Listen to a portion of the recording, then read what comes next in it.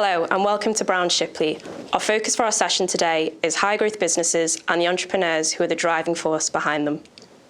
I'm Natalie Connell and we're here today in Manchester. What better place to talk about high growth businesses? Around the table with me are Gordon Scott, Proposition Lead for Entrepreneurs, Georgina Breeze and Sam Fearon, both client advisors working with business owners and founders across the UK, but predominantly right here in the Northwest.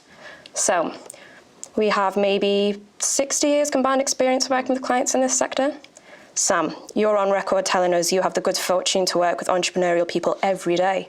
What led you to specialise working in this space? I find that entrepreneurs are dealing with a ton of complexity and are nevertheless able to be decisive and cut through that complexity to see things very clearly and simply. I try to emulate that approach in my work with clients and find that entrepreneurs appreciate honest, direct assessment of the available options and clear recommendations from their advisors. It's my experience that working in this way leads to multiple interesting challenges, which we address collaboratively with our clients and with their wider team. For me, entrepreneurs have an instinct for people and they know when they're getting value from their advisors. As a result, I find it extremely rewarding when we win the confidence and trust of those people. Definitely. And Georgina, what about you? Sometimes entrepreneurs have a bit of a reputation of being quite demanding and challenging. Is that something you agree with? And if so, why would you commit so much time to working with them? Yeah, I mean, people definitely say that they are demanding and challenging, but they're not being difficult or testing for the sake of it. If you think about it, these people are dealing with challenges every day. So in their businesses, they're driving change, they're creating jobs, they're creating solutions, and that might be for us as consumers or the environment that we live and work in. So they're often time poor, and on the flip side of that, they have very little time to devote to their own finances, which is where we step in. So yeah, so sort of pick up with so much time focusing on everyone else and like, who's looking after you? And so Gordon, from what you see across the UK, how would you describe the environment right now?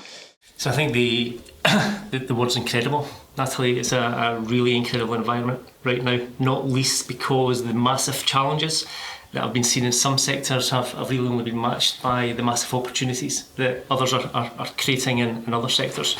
We are seeing across the board huge behavioural structural shifts driven by our demands as consumers. That in turn is driving the need for technology to solve for current and future problems. So whether we're dealing with existing businesses or developing and creating new ideas driven by great teams, they are facing into a market with exceptional investment appetite and liquidity. So for me, the current high growth sector is probably as vibrant and as fast moving as I've ever seen it, if not even faster moving. In fact, the biggest challenge, I think, for most of the people that we are looking after in that growth stage of the business is finding the talent, finding the skills that they need to bring on board and their teams to kind of really support their growth aspiration.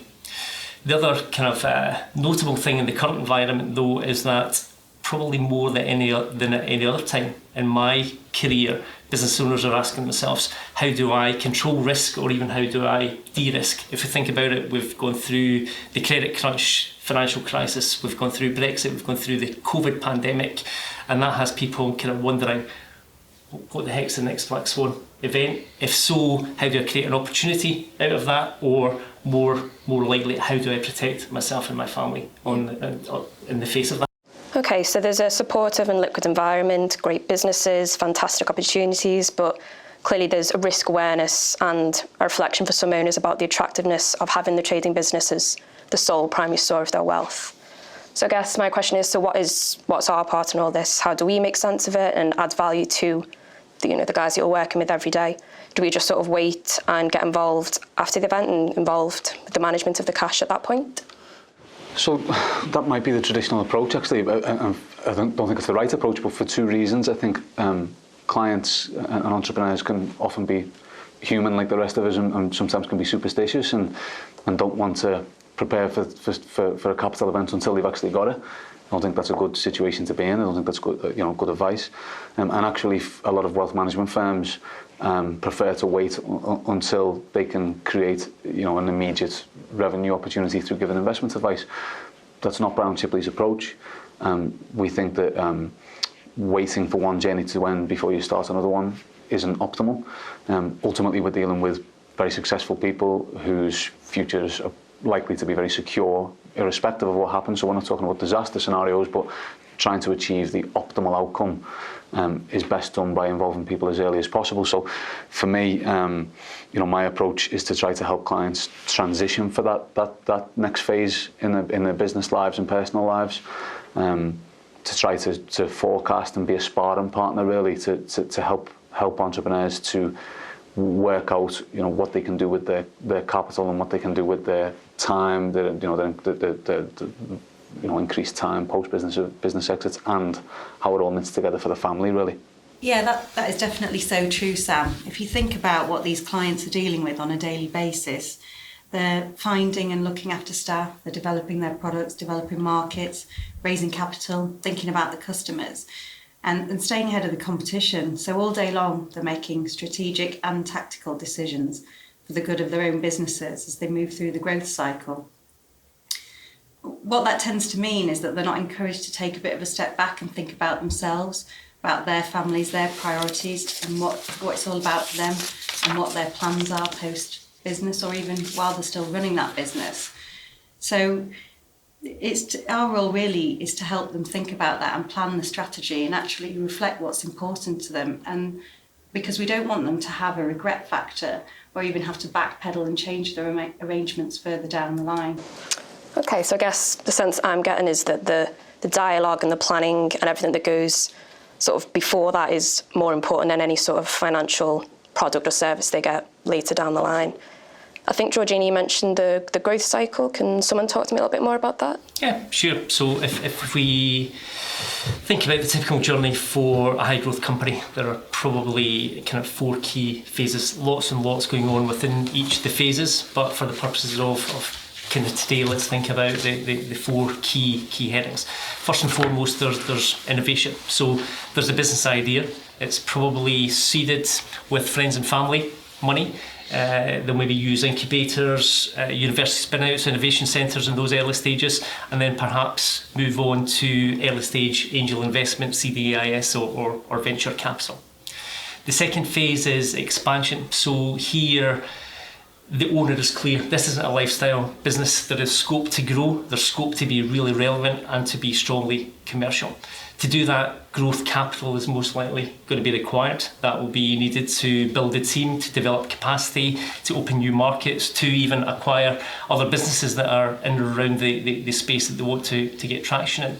So the attention of the founder now turns to growth rounds, to further external investment, private equity transactions, Series A, B, C funding rounds, etc. So even at this early stage for business founders, big decisions are being made in terms of the external investors coming board, how much equity to give up in return for that external investment, choosing the right partner in that highly liquid, highly energised moment, and hopefully, critically, they are looking beyond the very short-term immediate funding requirement.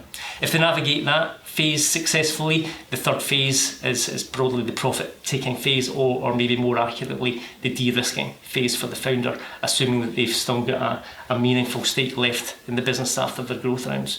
So here we're weighing options around external management, perhaps coming in to take some of the control, further external equity, perhaps management buyout, employee ownership, trade sale, listing, or some other structure for the business that will see them almost take a back seat from the business at that point. And then finally, for these high growth entrepreneurs, we've got the reinvestment phase, and that's where the founders will think about what's next. Is it reinvestment into the very start of the cycle, again with a new business idea of their own? Is it co-investment in other businesses?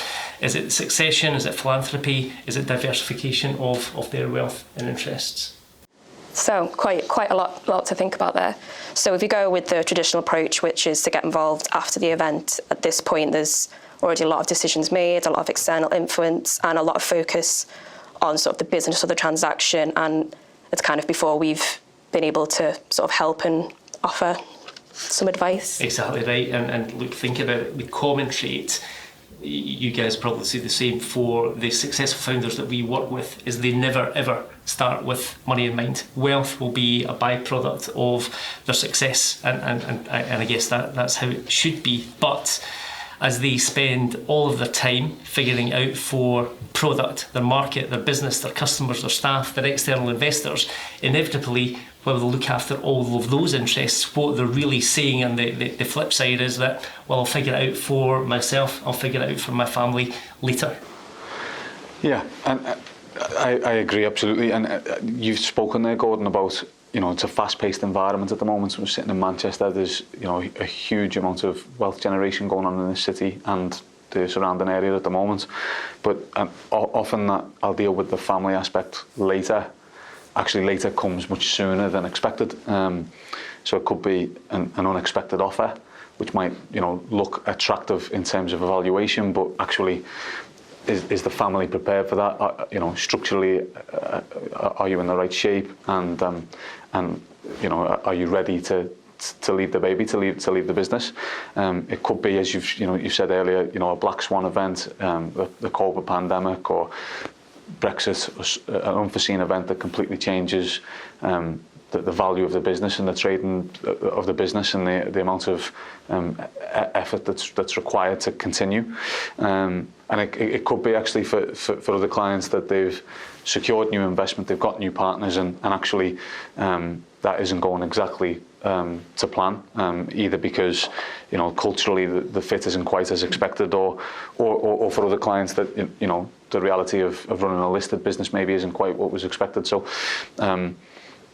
putting the family and putting yourself later doesn't make a great deal of sense for me, and actually it's important for people to prioritise that sooner.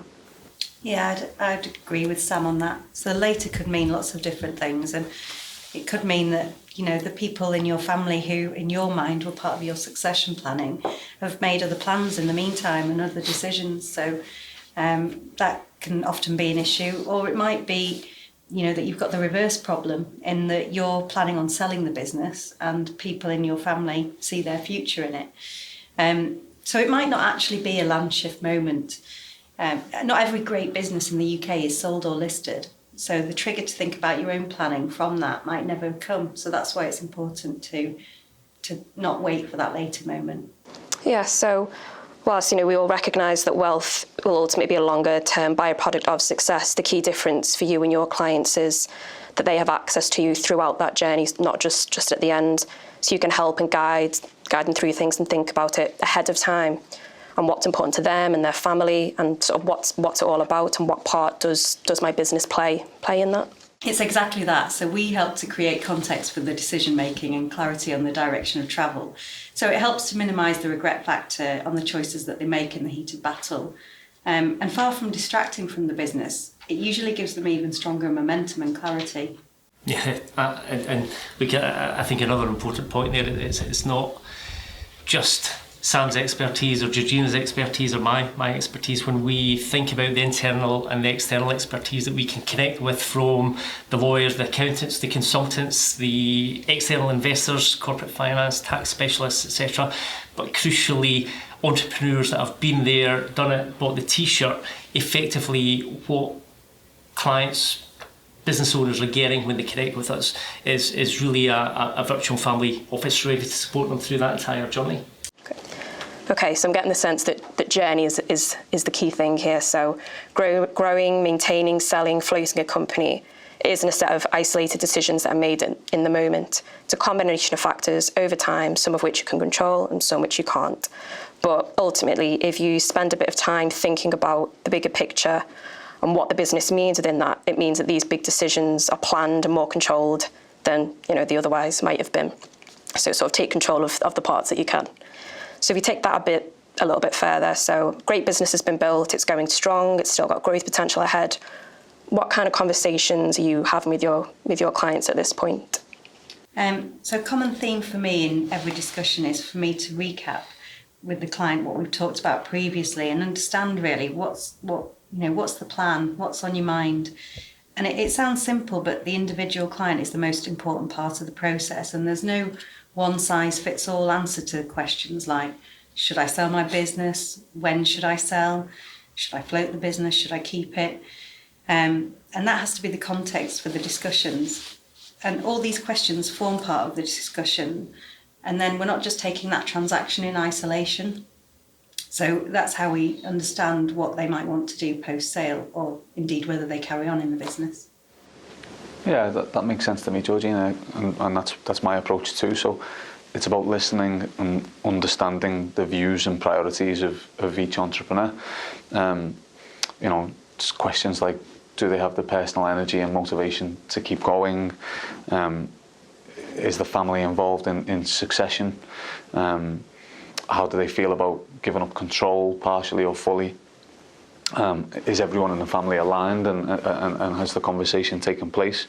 And all of those viewpoints lead to conversations around the advice that we give and the partners that we work with. So it might be a partial exit, which might mean diversification of risk, could mean altering the focus really from being a family business to a business family.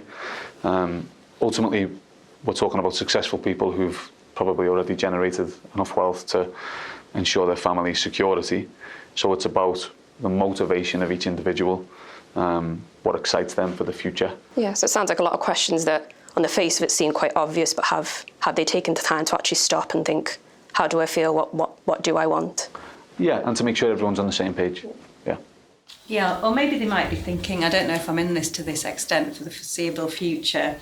They might want to do other things, they might want to step back from the business. I think we've seen a lot of clients in the last 18 months on the back of the pandemic really evaluate what's important to them and think about their priorities. So our role really is to help them weigh up their options against those personal goals and decide what's appropriate going forward. So that might be a trade sale, it might be a partial sale, how do they feel about introducing external capital and a new management team, or how would they feel about passing control to family members? And so we act as a sounding board really to help them make those decisions. If it's a clean exit, then what next? That will mean more time for the entrepreneur, more capital to deploy, and what are their priorities at that stage. Thinking of that next phase in life helps to determine the shape of the exit now, earn out or earn out / deferred or clean break, short or long term employment with the business with new partners and new control, and then family objectives, and importantly for some people and for some entrepreneurs, the enduring legacy and what they can give back. So I guess the decisions that are making are no different, but the time, the control and the context against which they're made are just more focused to the client and their business. 100%. And as we all know and appreciate, well-considered, well-planned decisions tend to drive better outcomes than reactive, in-the-moment decisions. So getting your house in order, getting the right advisors around the table along with you to deliver what you want to achieve in the broadest possible sense, in the most efficient way, and making sure that you're well positioned, well ahead of the deal, at the point of any deal or transaction that you undertake, and certainly beyond the transaction. It keeps you in control. And for any entrepreneur listening, they will know that control makes a big difference to both their decision making, their financial state, but also their emotional state in what can be a pretty stressful and frenetic environment. Yeah, so anything you can do to make that slightly easier. Absolutely. All right, well, thanks for your time today, guys. I think we've sort of covered a lot, and there's a lot of sort of important sort of takeaways from today. I guess one of the key ones being that it's never too early for these type of discussions, and almost the sooner the better. You'll find more information on our approach to working with entrepreneurs, their families, and alongside other advisors on our website. You can also find tips and guides that might be helpful when it comes to think about selling a business. So please do get in touch. As you've heard, we love working with entrepreneurs, getting to know you, your business, your family, and ultimately what is important to you.